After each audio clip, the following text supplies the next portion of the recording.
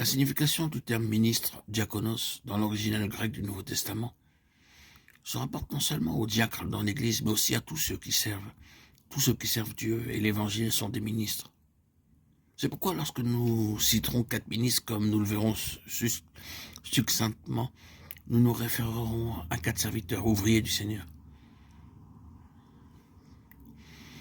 Nous pouvons remarquer 4 lignes distinctes du ministère. Ces 4 lignes du ministère constituent un aperçu du Nouveau Testament. Et nous appelons ceux qui ont ouvert la voie de ces 4 lignes les 4 ministères ou serviteurs. Nous pouvons remarquer que dans les évangiles et parmi les 12 disciples du Seigneur, 3 d'entre eux étaient souvent avec lui. Nous savons qu'il s'agit de Jacques, de Pierre et de Jean. Tous 3 ont vu le Seigneur transfiguré sur la montagne. Ils étaient avec lui dans la maison de Jairus et finalement étaient près du Seigneur dans le jardin de Gethsémani.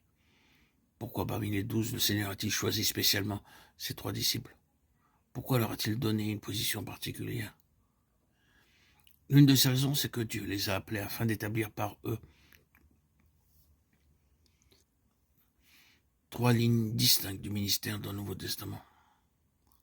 Cependant, ces 3 lignes, en l'occurrence, étaient incomplètes, car en considérant le livre des Actes, nous voyons que le Seigneur a introduit encore quelqu'un après ces 3 hommes. Cette autre personne fut-elle Matthias? Il nous faut reconnaître que, alors même que Matthias fut choisi pour être apôtre par le tirage au sort, cependant, il ne fut pas cet homme. Non. Cette distinction échut à un autre, au bien-aimé frère Paul, qui fut spécialement choisi par le Seigneur. Nous trouvons beaucoup de gens qui ont travaillé pour le Seigneur dans le Nouveau Testament, mais 4 parmi tous les autres se remarquent de manière plus particulière. Il s'agit de Jacques, de Pierre, de Paul et de Jean. Je crois que c'est aussi l'ordre scripturaire communément accepté par la plupart de ceux qui étudient la Bible. Quoique nous n'ayons pas la faculté d'épuiser la profonde signification de ces 4 lignes du ministère, nous pouvons néanmoins en avoir une certaine compréhension. Un aperçu de ces ministères, et cela, quelle qu'en soit la profondeur, pourra nous aider dans notre marche avec le Seigneur.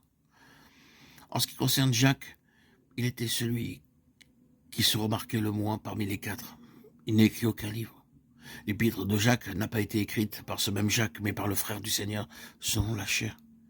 Pierre et Jean étaient tous deux très zélés, très actifs, et ils nous ont laissé de nombreux récits de leur conduite. Mais Jacques ne semble pas avoir fait quelque chose de particulier, bien au contraire, il semble avoir été un homme très secret. Pourquoi le Seigneur l'a-t-il choisi? Pour représenter une ligne distinctive du ministère dans le Nouveau Testament. Comment a-t-il pu être compté parmi ces 4 ministères? Il est important de remarquer que ce que Jacques représente, ce n'est pas le don de la prédication, de guérison ou de faire des miracles. Ces dons sont bons, mais ils n'ont pas été le lot de Jacques. Que représente-t-il donc?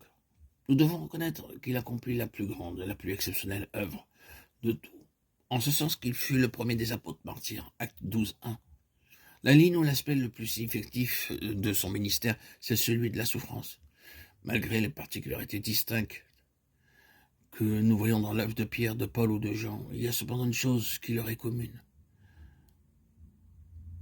C'est cet aspect de la souffrance, car la souffrance constitue une des bases fondamentales pour le chrétien. De nos jours, nombreux sont ceux qui aiment lire les excellentes lettres de Paul, entendre parler des grandes œuvres de Pierre et connaître les merveilleuses visions de Jean. Mais ils oublient parfois Jacques, ce serviteur. Mais comment pouvons-nous perdre de vue le fait que toutes les œuvres de Dieu ont pour fondement ce que Jacques représente? Quoique un Pierre ait pu conduire 3000 personnes à Christ en un seul jour, et qu'un Paul ait établi des églises un peu partout.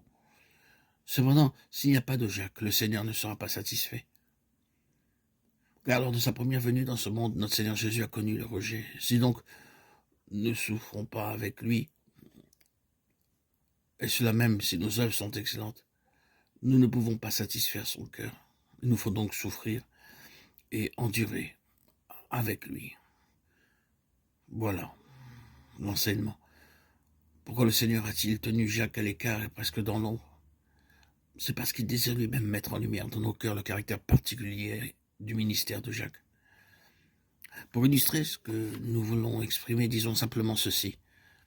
Nous savons par exemple que dans une salle de séjour, il y a plusieurs chaises, des lampes, des tables.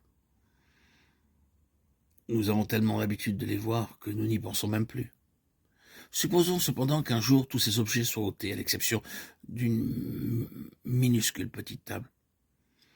Je suppose qu'après cela, tous ceux qui entreront dans cette pièce remarqueront tous, sans nul doute, cette petite table.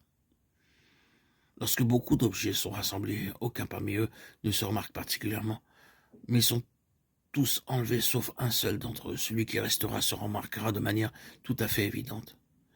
De la même façon, le Seigneur a caché tous les dons que possédait Jacques, sauf celui de la souffrance, afin de lui accorder la place prééminente.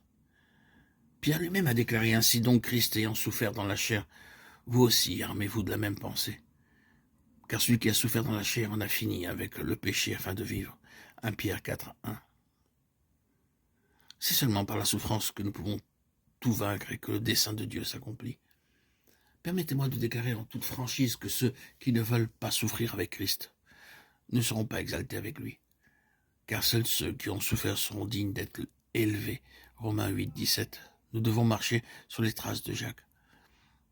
Il y a beaucoup d'autres vérités qui se dégagent de la vie de Jacques, et elles pourraient certes nous être d'une grande utilité. Mais nous devons aussi considérer l'essentiel du contenu des autres ministères.